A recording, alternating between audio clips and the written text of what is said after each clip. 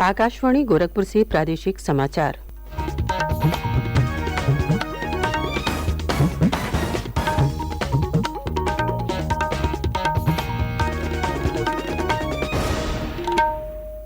नमस्कार। समाचार बुलेटिन के साथ मैं सुषमा श्रीवास्तव। पहले मुख्य समाचार। प्रधानमंत्री नरेंद्र मोदी आज बस्ती जिले में सांसद खेल महाकुंभ 2022-23 के दूसरे चरण का वीडियो कॉन्फ्रेंसिंग के माध्यम से करेंगे उद्घाटन। भारतीय जनता पार्टी के राष्ट्रीय अध्यक्ष जेपी नड्डा का कार्यकाल अगले वर्ष जून 2024 तक बढ़ा। भाजपा की राष्ट्रीय कार्यकारिणी की बैठक में सर्वसम्मति से लिया गया निर्णय। गोरखपुर की दीनदयाल उपाध्याय गोरखपुर विश्वविद्यालय को नैक मूल्यांकन में मिली A++ ग्रेडिंग। राज्यपाल आनंदीबेन पटेल और मुख्यमंत्री योगी आदित्यनाथ ने दी बधाई। और सड़क सुरक्षा को स्कूल, कॉलेज और विश्वविद्यालयों के पाठ्यक्रम में किया जाएगा शामिल।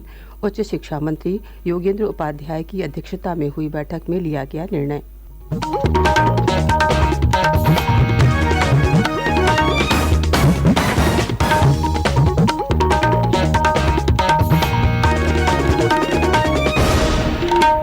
और अब समाचार विस्तार से।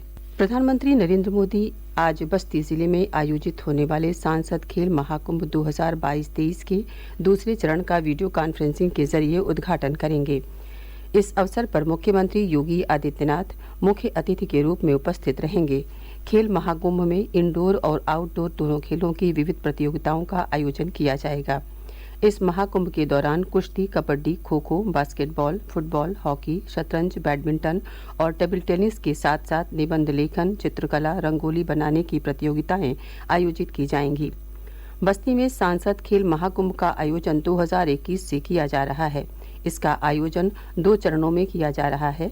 पहले चरण का आयोजन पिछले वर्ष 10 से 16 दिसंबर के बीच किया गया था। दूसरे चरण में 18 से 28 जनवरी के बीच किया जा रहा है। खेल महाकुंभ एक अनूठी पहल है जो जिला बस्ती और आसपास के क्षेत्रों के युवाओं को अपनी खेल प्रतिभा दिखाने का अवसर और मंच प्रदान करती है और उन्हें खेल को भविष्य में विकल्प के रूप में अपनाने के लिए प्रेरित करती है। खेल महाकुंभ के आयोजन की जानकारी देते हुए बस्ती के सांसद हरीश द्विवेदी ने बताया, 2021 में बस्ती में सांसद खेल महाकुंभ का आयोजन किया गया, जिसमें 45,000 खिलाड़ी और 55,000 विद्यार्थियों ने भाग लिया। फिर इस साल हमने इस खेल महाकुंभ का आयोजन ब्लॉक स्तर पर आयोजित किया, जिसमें लगभग 3 लाख विद्यार्थी और 1 लाख खिलाड़ियों ने भाग लिया। ब्लॉक स्तर से चयनित करते हुए खिलाड़ियों को विभिन्न प्रतियोगिता में भाग लिए जो विद्यार्थी है उनका चयन किया गया और 18 तारीख से 28 जनवरी तक बस्ती शहीद सत्यवान सिंह स्टेडियम में इसका उद्घाटन होगा। 18 जनवरी को देश के यशस्वी प्रधानमंत्री आदरणीय नरेंद्र मोदी जी हमारे सांसद खेल महाकुंभ का उद्घाटन करेंगे और बस्ती के खिलाड़ियों को, विद्यार्थियों को और आमजन को संबोधित करेंगे। भारतीय जनता पार्टी के राष्ट्रीय अध्यक्ष जगत प्रकाश नड्डा का कार्यकाल अगले वर्ष जून 2024 तक के लिए बढ़ा दिया गया है। पार्टी की राष्ट्रीय कार्यकारिणी ने कल नई दिल्ली में हुई बैठक के दौरान सर्वसम्मति से श्री नड्डा का कार्यकाल बढ़ाने का फैसला किया। संवाददाताओं को संबोधित करते हुए भाजपा के वरिष्ठ नेता और केंद्रीय मंत्री अमित शाह ने विश्वास व्यक्त किया कि प्रधानमंत्री नरेंद्र मोदी और भाजपा अध्यक्ष श्री नड्डा के नेतृत्व में पार्टी 2019 की तुलना में बड़े जनादेश के साथ 2024 का लोकसभा चुनाव जीतेगी।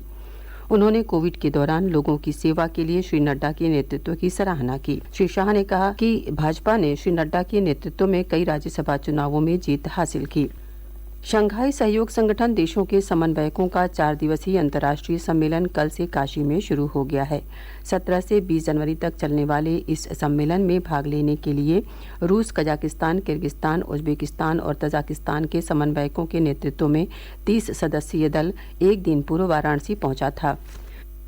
कल से शुरू हुए इस सम्मेलन में चीन और पाकिस्तान के समन्वयक वीडियो कॉन्फ्रेंसिंग के माध्यम से जुड़े। 4 दिनों तक चलने वाले इस सम्मेलन में सभी राजनयिक, अंतर सांस्कृतिक समन्वय और पर्यटन विकास की संभावनाओं पर मंथन कर रहे हैं। साथ ही काशी की पौराणिकता और यहाँ के धार्मिक उत्सव के बारे में भी जानकारी हासिल कर रहे हैं तथा एक दूसरे देशों में पर्यटन को बढ़ावा देने के लिए होने वाले प्रयासों की जानकारी भी साझा कर रहे हैं। इस अवसर पर विदेश मंत्रालय के अधिकारियों के साथ साथ स्थानीय पर्यटन विभाग के अधिकारी भी उपस्थित रहे। प्रादेशिक समाचार आप आकाशवाणी गोरखपुर से सुन रहे हैं। ये समाचार बुलेटिन हमारे YouTube channel AIR news Gorakhpur और Twitter handle AIR news _GKP पर भी उपलब्ध है। दीनदयाल उपाध्याय गोरखपुर विश्वविद्यालय गोरखपुर को राष्ट्रीय मूल्यांकन एवं प्रत्यायन परिषद द्वारा A++ श्रेणी प्रदान की गई है। राज्यपाल आनंदीबेन पटेल ने इस पर प्रसन्नता व्यक्त करते हुए गोरखपुर विश्वविद्यालय के कुलपति तथा विश्वविद्यालय परिवार के सदस्यों को बधाई दी है। उन्होंने कहा कि दीनदयाल उपाध्याय गोरखपुर विश्वविद्यालय गोरखपुर को नैक मूल्यांकन में A++ ग्रेड प्राप्त होना गर्व की बात है, क्योंकि नैक द्वारा भारत में उच्च शिक्षा संस्थानों में शिक्षण कार्य के साथ साथ समग्र व्यवस्थाओं का आकलन किया जाता है। राज्यपाल ने कहा कि ये उपलब्धि प्रदेश के अन्य विश्वविद्यालयों के लिए प्रेरणादायी है। विश्वविद्यालयों को अपनी शिक्षण एवं कार्य व्यवस्था की गुणवत्ता को बनाए रखने के लिए निरंतर प्रयास जारी रखने चाहिए। मुख्यमंत्री योगी आदित्यनाथ ने दीनदयाल उपाध्याय गोरखपुर विश्वविद्यालय को नैक ग्रेडिंग में A++ प्राप्त होने पर बधाई दी है। अपने ट्वीट संदेश में मुख्यमंत्री ने कहा कि राज्यपाल और कुलाधिपति आनंदीबेन पटेल के मार्गदर्शन में विश्वविद्यालय नित्य नए प्रतिमान स्थापित करे, यही कामना है। स्कूल, कॉलेज और विश्वविद्यालयों के पाठ्यक्रम में अब सड़क सुरक्षा को भी शामिल किया जाएगा। उच्च शिक्षा मंत्री योगेंद्र उपाध्याय की अध्यक्षता में विधान भवन में आयोजित शिक्षा से जुड़े सभी विभागों की संयुक्त बैठक में ये निर्णय लिया गया। बैठक में ये भी निर्णय लिया गया कि इंजीनियरिंग कॉलेज के छात्रों को सड़क सुरक्षा विषय पर प्रोजेक्ट वर्क के रूप में यातायात से जुड़ा कार्य दिया जाएगा। इसे नए सत्र से लागू किया जाएगा।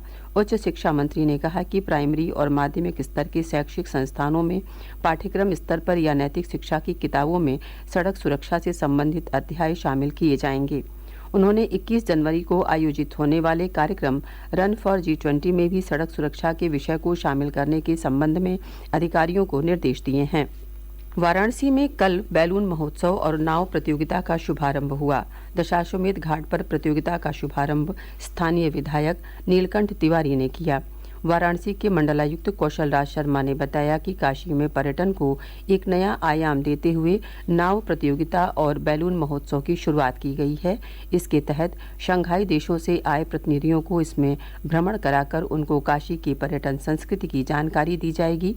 इस कार्यक्रम में स्थानीय लोगों को भी जोड़ा जा रहा है। कल 10 बैलून राइडर्स ने विभिन्न स्थानों से उड़ान भरी। इसके अलावा दशाश्वमेध घाट से लेकर राजघाट तक नाव प्रतियोगिता का भी आयोजन किया जा रहा है। इस प्रतियोगिता में कुल 12 टीमें भाग ले रही हैं, जिनमें प्रत्येक में 5 सदस्य हैं। नाव प्रतियोगिता काशी में स्थानीय लोगों के बीच काफी लोकप्रिय हो रही है। कल की नाव प्रतियोगिता में नौका राइडर्स प्रथम, गौमुख राइडर्स द्वितीय और जल योद्धा तृतीय स्थान पर रहे। प्रतियोगिता में विभिन्न टीमों को अलग अलग नाम प्रदान किए गए हैं। 17 से 20 जनवरी तक चलने वाले इन कार्यक्रमों का आयोजन पर्यटन विभाग द्वारा किया जा रहा है।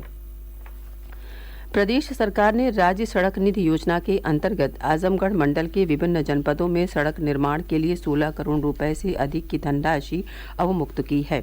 इस संबंध में लोक निर्माण विभाग द्वारा शासनादेश जारी कर दिया गया है। देवरिया में कल जिला स्तरीय निवेशक सम्मेलन का आयोजन किया गया। इसमें 250 करोड़ रुपए के निवेश प्रस्तावों संबंधी समझौता ज्ञापनों पर हस्ताक्षर किए गए। साथ ही 73 उद्यमियों ने जिले में विभिन्न उद्योग लगाने के लिए 11 करोड़ रुपए के निवेश प्रस्ताव भी जिला प्रशासन के समक्ष रखे। जिला पंचायत सभागार में आयोजित कार्यक्रम में जनपद में उद्योग स्थापित करने के लिए 3 लोगों को भूमि आवंटन पत्र भी सौंपे गए। गाजीपुर जनपद के युवा समाज सेवी सिद्धार्थ राय को उत्कृष्ट कार्य के लिए राष्ट्रीय युवा पुरस्कार से सम्मानित किया गया है। कर्नाटक के हुबली में आयोजित 23वें राष्ट्रीय युवा महोत्सव में केंद्रीय खेल एवं युवा कल्याण मंत्री अनुराग सिंह ठाकुर, कर्नाटक के राज्यपाल थावरचंद गहलोत और मुख्यमंत्री बी बोम्मई ने संयुक्त रूप से उन्हें यह पुरस्कार प्रदान किया। और अब अंत में मुख्य समाचार एक बार फिर। प्रधानमंत्री नरेंद्र मोदी आज बस्ती जिले में सांसद खेल महाकुंभ 2022-23 के दूसरे चरण का वीडियो कॉन्फ्रेंसिंग के माध्यम से करेंगे उद्घाटन। भारतीय जनता पार्टी के राष्ट्रीय अध्यक्ष जेपी नड्डा का कार्यकाल अगले वर्ष जून 2024 तक बढ़ा। भाजपा की राष्ट्रीय कार्यकारिणी की बैठक में सर्वसम्मति से लिया गया निर्णय। गोरखपुर के दीनदयाल उपाध्याय गोरखपुर विश्वविद्यालय को नैक मूल्यांकन में मिली A++ ग्रेडिंग। राज्यपाल आनंदीबेन पटेल और मुख्यमंत्री योगी आदित्यनाथ ने दी बधाई। और सड़क सुरक्षा को स्कूल, कॉलेज और विश्वविद्यालयों के पाठ्यक्रम में किया जाएगा शामिल। उच्च शिक्षा मंत्री योगेंद्र उपाध्याय की अध्यक्षता में हुई बैठक में लिया गया निर्णय। इसके साथ ही प्रादेशिक समाचारों का ये बुलेटिन समाप्त हुआ। नमस्कार।